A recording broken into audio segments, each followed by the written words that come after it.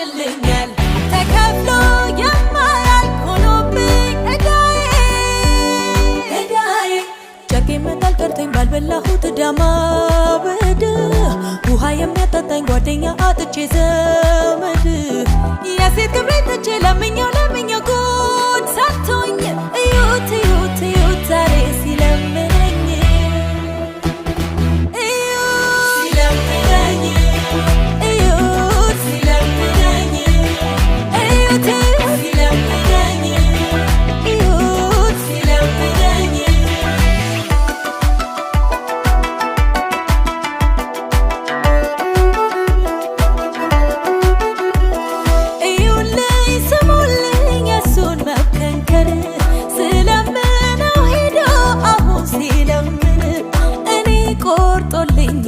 ባይሆን ሰው ካገኘ